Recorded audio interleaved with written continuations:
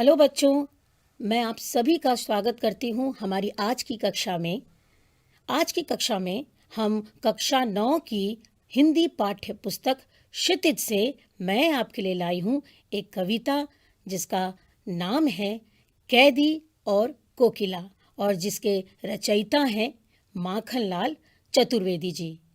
बच्चों, इस कविता का पहला भाग आज हम पढ़ने वाले हैं। तो जैसा कि आप लोगों ने नाम सुना कैदी और कोकिला, तो इस कविता में हम कैदी अर्थात स्वतंत्रता संग्राम के दौरान जब स्वतंत्रता सेनानियों को बार बार जेल आना जाना पड़ता था, उन पर अत्याचार होते थे, तो उस समय की घटना को कवि ने कैसे लिखा है, इसी के ऊपर ये पूरी रचना है कैदी और कोकिला की। तो चलिए शुरू करेंगे पहला भाग, लेकिन उससे पूर्व हम पहले माखनलाल चतुर्वेदी के जीवन परिचय के बारे में जान लें। माखनलाल चतुर्वेदी का जन्म मध्य प्रदेश के होशंगाबाद जिले के बाबई गांव में सन 1889 में हुआ था। मात्र 16 वर्ष की अवस्था में वे शिक्षक बने और बाद में अध्यापन कार्य छोड़कर उन्होंने प्रभा पत्रिका का संपादन भी शुरू किया। वह देशभक्त कवि एवं प्रखर पत्रकार भी थे। उन्होंने कर्मवीर और प्रताप का भी संपादन किया और 1968 में उनका देहांत हो गया। बच्चों, आगे देखते हैं हम माखनलाल चतुर्वेदी द्वारा रचित उनकी विभिन्न रचनाएं, जिसमें सबसे प्रमुख है हिम किरीटनी, साहित्य देवता, हिम तरंगिनी, वेणुलो गूंजे धरा उनकी प्रमुख कृतियां रही हैं। उन्हें पद्म भूषण एवं साहित्य अकादमी से भी सम्मानित किया गया। माखनलाल चतुर्वेदी की रचनाएं राष्ट्रीय भावना से युक्त थी। उनमें स्वतंत्रता की चेतना के साथ देश के लिए त्याग और बलिदान की भावना मिलती है उनकी सभी रचनाओं में। इसलिए शायद उन्हें एक भारतीय आत्मा कहा गया है। इस उपनाम से उन्होंने कई कविताएं भी लिखी। वे एक कवि कार्यकर्ता थे और स्वाधीनता आंदोलन के दौरान कई बार वो जेल भी गए। उन्होंने भक्ति, प्रेम और प्रकृति संबंधी कविताएं भी लिखी हैं। चतुर्वेदी जी कविता में शिल्प की तुलना में भाव को अधिक महत्व देते थे। उन्होंने परंपरागत छंदबद्धता रचना के अनुकूल शब्दों का भी प्रयोग किया है। अब यहाँ आगे बात होती है हमारी आज की कविता यानी कि कैदी और कोकिला की। यहाँ पर बताया गया है कि ब्रितानी उपनिवेशवाद के शोषण तंत्र का बारीक विश्लेषण करती कविता कैदी और कोकिला बहुत ही उस समय लोकप्रिय रही थी। यह कविता भारतीय स्वाधीनता सेनानियों के साथ जेल में किए गए दुर्व्यवहारों और यातनाओं का एक मार्मिक साक्ष्य प्रस्तुत करती है। कवि जेल में एकांकी और उदास है। कोकिल से अपने मन का दुख, असंतोष और ब्रितानी शासन के प्रति अपने आक्रोश को व्यक्त करते हुए वह कहता है कि ये समय मधुर गीत गाने का नहीं, परंतु इसके विपरीत हमें मुक्ति का गीत सुनाने का है। कवि को लगता है कि कोयल भी पूरे देश को एक कारागार के रूप में देखने लगी हैं, इसीलिए तो अर्धरात्रि में चीख उठी है। तो चलिए, अब तक मैंने आपको एक छवि दे दी इस कविता के बारे में। आप समझ गए होंगे कि ये पूरी कविता स्वतंत्रता सेनानियों के ऊपर किए जा रहे दुर्व्यवहारों के ऊपर ही रचित है। तो अब आगे बढ़ते हैं हम अपनी कविता में। तो इसका पहला पद है, कवि जेल में। कवि अर्थात माखनलाल चतुर्वेदी जी, क्योंकि वो एक स्वतंत्रता सेनानी थे, तो कई बार आज़ादी की लड़ाई लड़ते हुए उनको जेल भी जाना पड़ा, जैसा कि मैंने आपको अभी बताया था।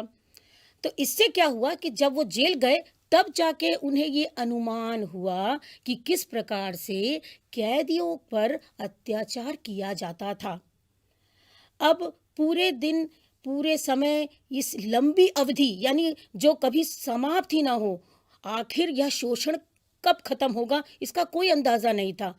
उस समय वो अपने अकेलेपन में, उन दिनों जब वो कैदी के रूप में जेल में थे, तो उन्होंने यह कविता लिखा था। और कारागार के ऊपर ही जब एक कोयल आकर के कूकती है, तो वो कैसे अपनी भावनाओं को व्यक्त करते हैं, यहाँ पर कवि और कोयल के बीच की वार्तालाप को बताया गया है। तो चलिए शुरुआत करते हैं हमारी आज की कविता कैदी और कोकिला की। कवि कहते हैं, क्या गाती हो, क्यों रह जाती हो, कोकिल बोलो तो, क्या लाती हो, संदेशा किसका है, कोकिल बोलो तो।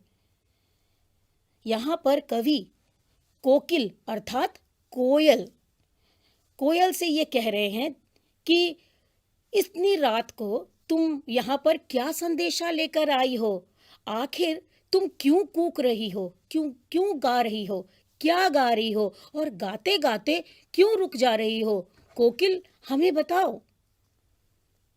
अब आइए जानते हैं इसका भावार्थ।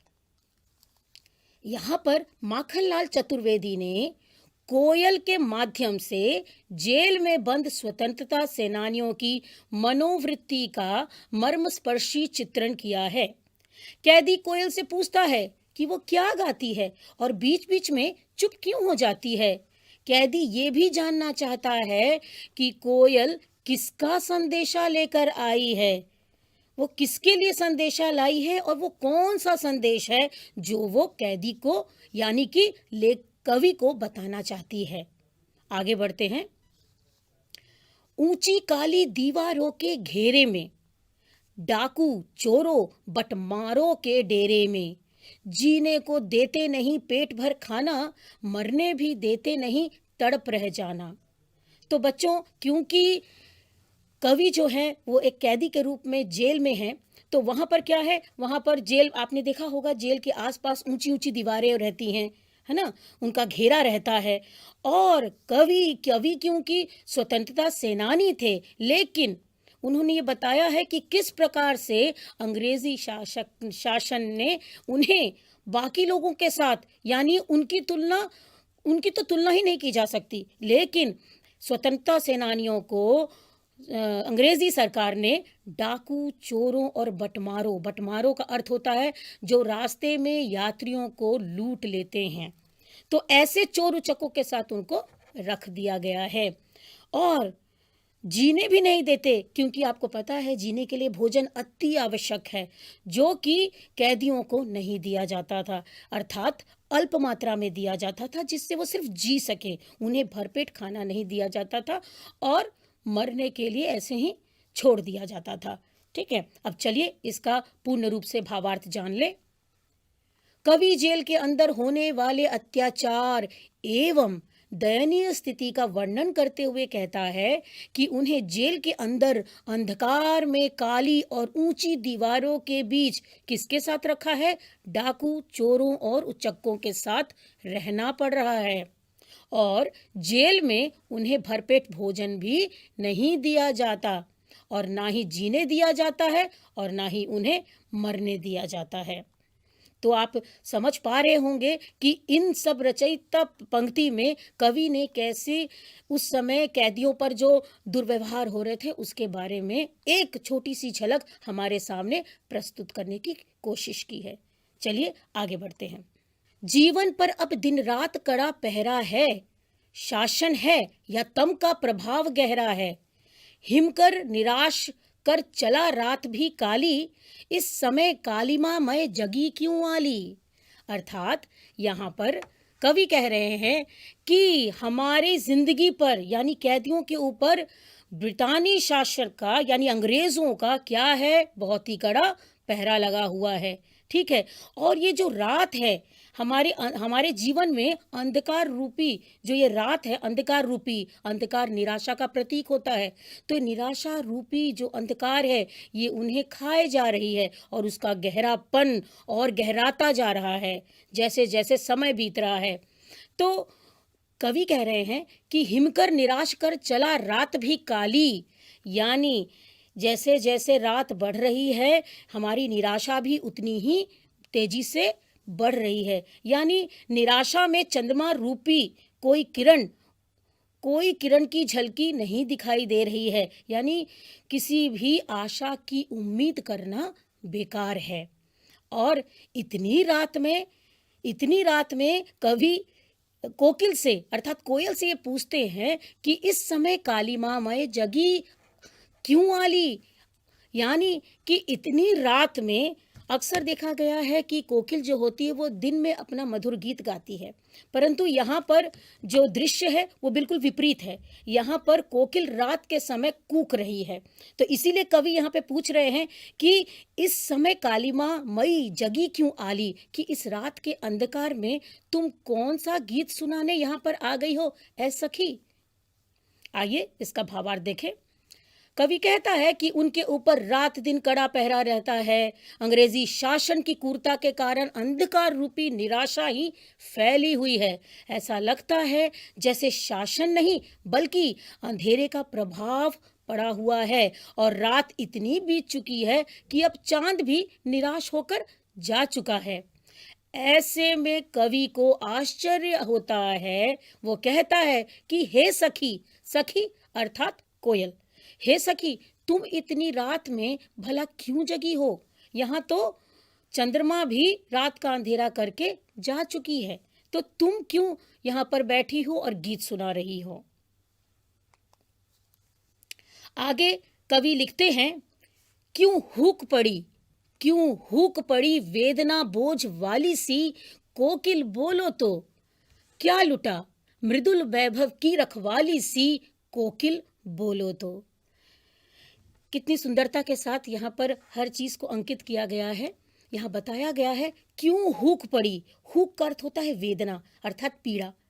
क्यों हुक पड़ी वेदना बोझ वाली सी, यानी अक्सर देखा गया है कि कोयल जब मधुर गीत गाती है तो उसको शाबाशी मिलती है, अच्छा लगता है सुनने में। लेकिन यहाँ पर रात के समय कोयल का यूं कूकना, वो भी ऐसा कूकना अर्थात यहाँ पर जो हुक उठा रही है कोयल, जो पीड़ा यानी दर्द भरी आवाज या चीख रही है हम कहेंगे, उस ऐसी ही आवाज कैदी को अर्थात हमारे कवि को ये लगती है कि इतनी रात को क्यों आखिर कोयल हुक उठा रही है वेदना की। ऐसा क्या उसने देख लिया कि वो रात में ही चीख रही है। कोकिल बोलो तो, वो बार बार कोयल से पूछ रहे हैं कि बताओ तुमने ऐसा क्या देख लिया है कि तुम रात में ही इतनी चीख रही हो, वेदनापूर्ण आवाज निकाल रही हो। आखिर तुम्हारा क्या लुटा है, आखिर तुमने क्या देखा है। मृदुल वैभव की रखवाली सी, मृदुल वैभव यानी हमारी जो कोयल होती है वो सभी चिड़ियों में श्रेष्ठ मानी जाती है। क्योंकि उसकी एक मधुर आवाज होती है। तो उन्होंने कहा कि तुम तो खुद ही वैभव यानी बहुत ही धनवान, जिसके पास धन संपदा हो, तो तुम्हारे पास तो संपदा के नाम पर सुंदर बोली है, मीठी बोली है। तो तुम जब इतनी संपदा की खुद स्वामी हो तो फिर तुम क्यों इतनी रात में कूक रही हो, वो भी वेदना के स्वर। कोकिल बोलो तो अर्थात यहाँ फिर लेखक बार बार कोयल से ये पूछ रहे हैं। तो चलिए अब जाने इसका भावार्थ। कवि कोयल की आवाज में दर्द का अनुभव करता है। कोयल की आवाज में एक वेदना से भरी हुक उठ रही है। ऐसा लगता है कि उसने अंग्रेज सरकार द्वारा दिए जाने वाले अत्याचारों को देख लिया है। कवि कोयल से पूछता है कि कोयल बोलो तो कि तुम्हारा क्या लुट गया है। तुम्हारे पास तो इतना मीठा स्वर है, फिर आज तुम्हारी दर्द भरी चीख क्यों सुनाई पड़ रही है। बच्चों, यहाँ पर कवि रह रहकर अंदेशा लगा रहे हैं कि हो सकता है कि ये अत्याचार जो कि जेल में होते हैं कैदियों के ऊपर, उससे कोयल ने देख लिया हो और ये देखकर ही उसकी चीख निकल रही हो। तो ये भी एक कारण हो सकता है रात में उसके कूकने का। ठीक है, अब आगे बढ़ते हैं। क्या हुई बावली अर्धरात्रि को चीखी, कोकिल बोलो तो, किस दावानल की ज्वालाएं हैं दिखी, कोकिल बोलो तो। अर्थात यहाँ पर कवि पूछ रहे हैं कोयल से कि कोयल, क्या तुम पागल हो गई हो? क्या तुम्हें क्या जरूरत है कि तुम रात में इतनी चीख रही हो? आखिर इसके पीछे का कारण क्या है? बोलो, मुझे बताओ, इस प्रश्न का उत्तर दो। कहीं तुमने दावानल, दावानल का अर्थ होता है जंगल में लगी आग, अर्थात जो विद्रोह, वो विद्रोह जो लोगों के मन में भरा है, किसके खिलाफ? अंग्रेजी शासन के खिलाफ। तो इसका यहाँ पर उस आग की तुलना उन्होंने विद्रोह के साथ की है, उस भावना के साथ की है जो पराधीन भारत में लोगों के मन में गुजर रही है, वो भाव उत्पन्न हो रहे हैं। तो यहाँ पर कवि कह रहे हैं कि तुमने कहीं दावानल की ज्वालाएं तो नहीं देख ली? अर्थात ये जंगल में लगी आग की तरह जो ये जो आक्रोश दिन पर दिन फैलता जा रहा है, बढ़ता जा रहा है अंग्रेजी हुकूमत के खिलाफ, कहीं तुमने ये तो नहीं देख लिया? शायद इसीलिए तुम चीख रही हो, कोकिल बोलो तो। यानी यहाँ पर कवि फिर से वही चीज पूछते हैं कि कोकिल, हमें बताओ कि तुम आखिर क्यों चीख रही हो? आगे इसका भावार्थ देखते हैं। कवि कहता है, तुम पागल हो गई हो? कवि पूछता है कि क्या तुमने आधी रात में जंगल की भयानक लपटें देख ली हैं, इसलिए चीख चीख कर सबको बता रही हो? यहाँ पर कवि ने जंगल की भयावह आग के माध्यम से अंग्रेजी सरकार द्वारा दिए जाने वाले भीषण अत्याचारों का वर्णन किया है। उन्हें ऐसा लग रहा है कि कोयल ने अंग्रेजी सरकार की असलियत को देख लिया है और इसीलिए वह चीख चीख कर ये बात सबको बताना चाहती है, जैसा कि मैंने अभी आपको बताया। आगे कवि कहते हैं, क्या देख न सकती जंजीरों का गहना, हथकड़ियां क्यों ये ब्रिटिश राज का गहना, कोलू का चरक चूं जीवन की तान, गिट्टी पर अंगुलियों ने लिखे गान। यहाँ पर कवि कह रहे हैं कि तुम जो मेरे हाथों में, कोकिल को कह रहे हैं कि तुम जो मेरे हाथों में ये जो बेड़ियां देख रही हो, जो हथकड़ियां देख रही हो, ये हथकड़ियां नहीं है, ये क्या है? ये तो ब्रिटिश राज्य द्वारा दिए जाने वाला वो गहना है जो भारत माता की आज़ादी के लिए उन्होंने अपने हाथों और अपने पैरों में धारण किया है। ठीक है, ये उनको क्यों, ये गहना उन्हें क्यों प्राप्त हुआ है? क्योंकि वो एक स्वतंत्रता सेनानी है। और वो ये भी बताना चाहते हैं इन पंक्तियों में कि किस प्रकार से अंग्रेजी शासन में अत्याचार बढ़ता जा रहा था। वहां पर मानव को मानव न मान करके पशु जैसा व्यवहार किया जाता था। इसीलिए उन्होंने बड़ा अच्छा उदाहरण यहाँ पर दिया है ताकि लोगों को पता चले कि उन दिनों किस तरह का शोषण किया जाता था।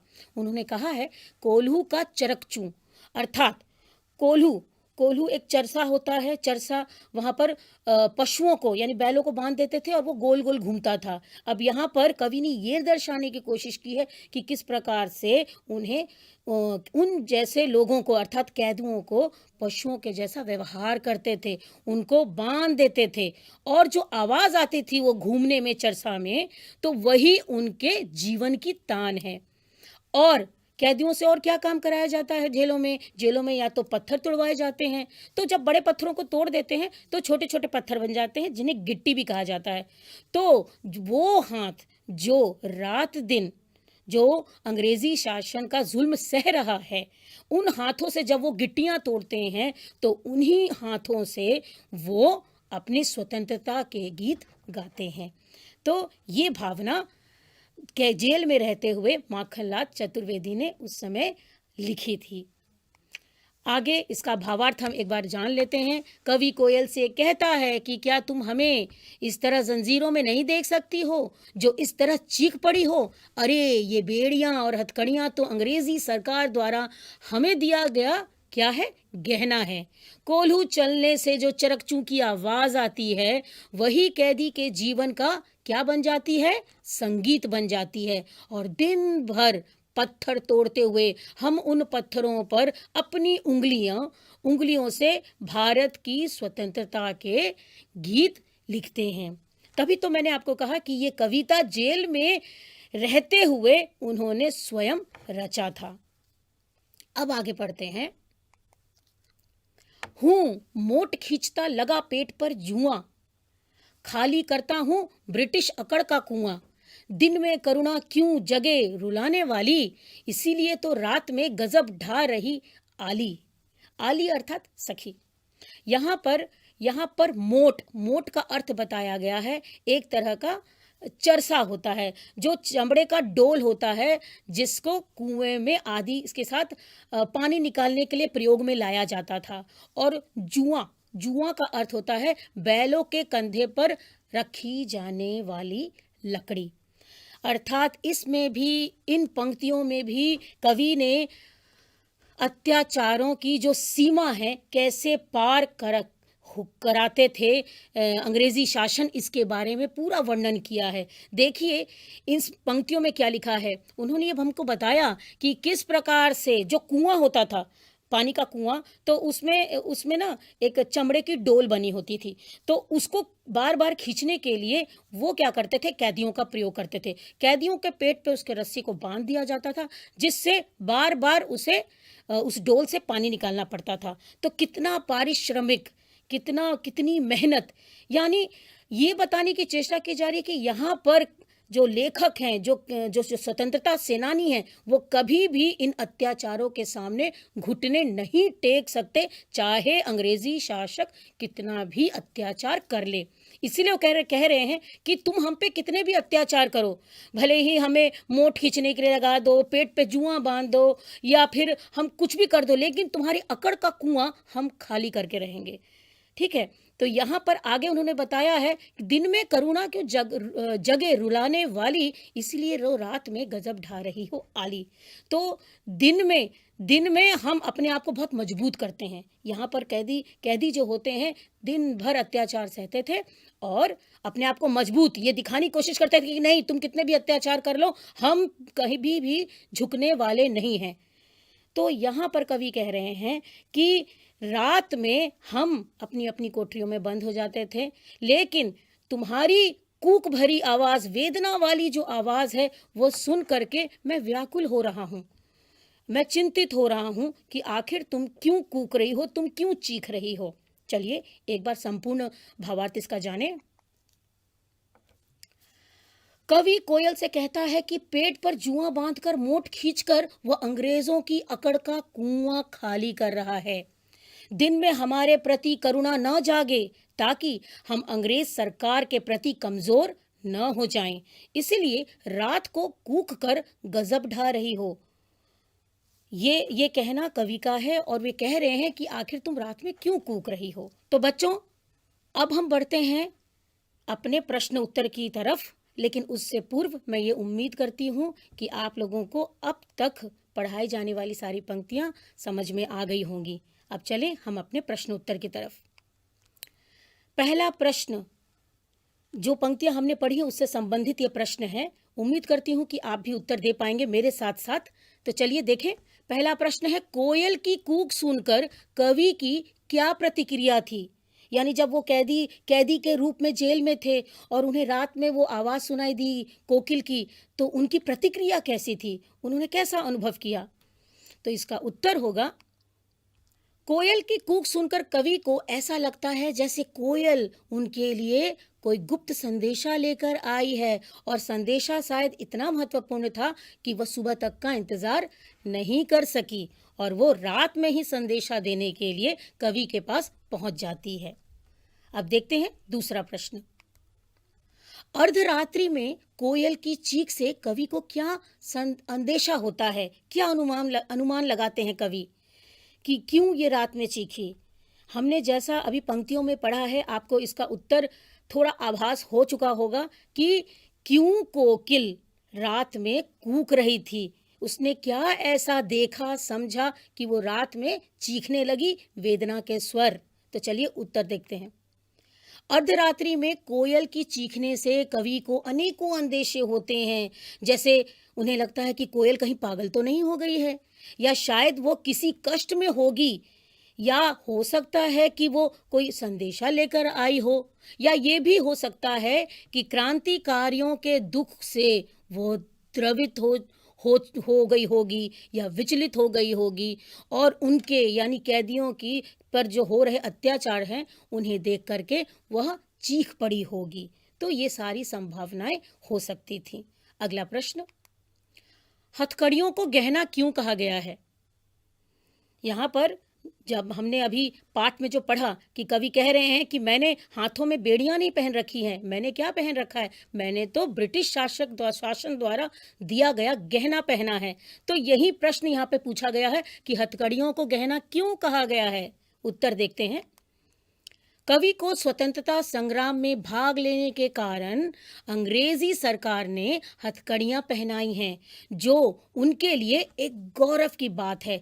इसीलिए हथकड़ियों को यहाँ पर गहना कहा गया है। उस समय बहुत गर्व की बात होती थी कि हम अपने देश के लिए, हम अपने राज्य, अपने देश के लिए हम जेल जा रहे हैं, यानी हम अपना पूरी भावना समर्पित कर रहे हैं अपनी माता पर, यानी भारत माता पर। अगला प्रश्न है, किस शासन की तुलना तम के प्रभाव से की गई है और क्यों? बच्चों, यहाँ पर ये प्रश्न को ध्यानपूर्वक समझने की कोशिश कीजिए। यहाँ पूछा गया है किस शासन, यानी जब ये कविता लिखी गई थी उस समय किस शासन की जो अर्थव्यवस्था थी वो चल रही थी, और वो जो शासन थी, जो अंग्रेजी शासन था, उसकी तुलना क्यों तम का मतलब होता है अंधेरा, अंधकार, तो क्यों उस शासन की तुलना तम के प्रभाव से की गई है और क्यों की गई है? तो उसका उत्तर देखते हैं। तात्कालिक समाज में अंग्रेजों द्वारा भारतीय कैदियों को तरह तरह की यातनाएं दी जाती थी। कैदियों से पशुओं की तरह काम करवाया जाता था। उन्हें अंधेरी कोठरी में कैदियों को कैसे रखते थे? जंजीरों में बांध करके उन्हें काल कोठरी में रखा जाता था। और कोठरियां भी कैसी होती थी? बहुत छोटी छोटी होती थी। और फिर ये भी बात बताई गई है कि वहाँ पर खाने को भी कम दिया जाता था, क्योंकि ये हमने पंक्ति में पढ़ा है कि न उन्हें ठीक से खाने देते थे, न जीने देते थे, न मरने देते थे। तो इसी बात का जिक्र इस वाक्य में भी है। इसी के साथ उम्मीद करती हूँ कि आपको कैदी और कोकिला भाग 1 अच्छे से समझ में आ गई होगी। धन्यवाद।